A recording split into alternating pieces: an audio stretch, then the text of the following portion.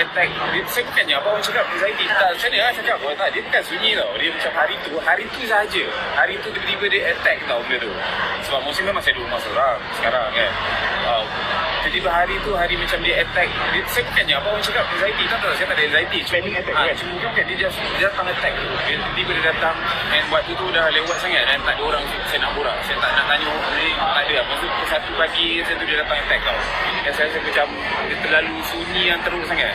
Yang tiba-tiba rasa macam impact tu. Macam dia hit saya punya emosi seorang kan. Itu yang saya cakap. Bukan apa tu. Jadi itulah yang diluahkan oleh pelakon Kamal Adli. Kadang-kadang dia kata tiba-tiba dia merasakan terlalu sunyi, rasa kosong aja.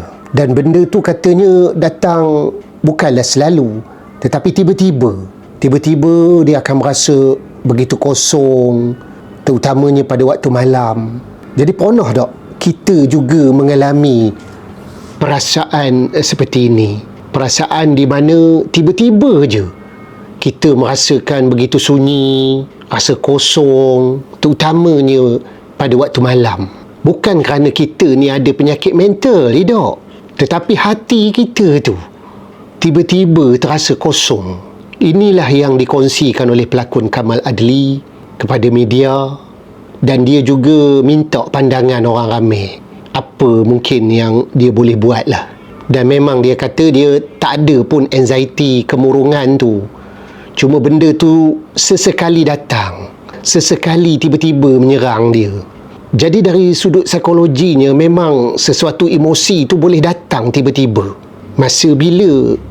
Masa otak kita dah terlalu penat, ada emosi sedih yang kita dah pendam terlalu lama, ada rintihan, keluhan, berlakunya perubahan besar di dalam kehidupan kita, ataupun kita ni dalam fasa nak menyesuaikan diri dengan kehidupan ataupun cara baru dalam hidup kita.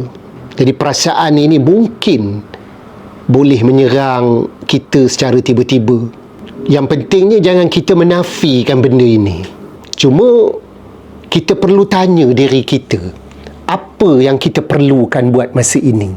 Kena layan juga diri kita tu.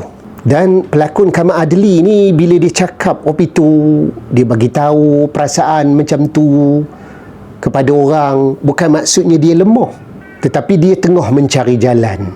Bahkan dia kata kalau adalah dapat bersama dengan anaknya, dia rasa tenang sangat. Jadi pengajarannya mudah aja. Bila kita ada perasaan rupa ini, jangan terus je kita membuat kesimpulan bahawa hidup kita ni dah tak bermakna ke. Yang pentingnya bila ada perasaan, emosi, sunyi, rasa kosong ini, kita perlu berkongsi. Kita perlu cari orang untuk kita bercakap, meluahkan sikit-sikit perasaan kita tu.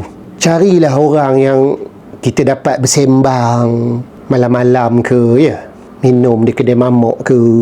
Kadang-kadang dalam hidup kita ni, kita tak perlukan ramai orang keliling kita. Cukup seorang. Kalau seorang tu boleh memahami kita. Jadi kita doakan pelakon Kamal Adli ini akan memperolehi ketenangan di dalam kehidupannya. Begitu jugalah kita.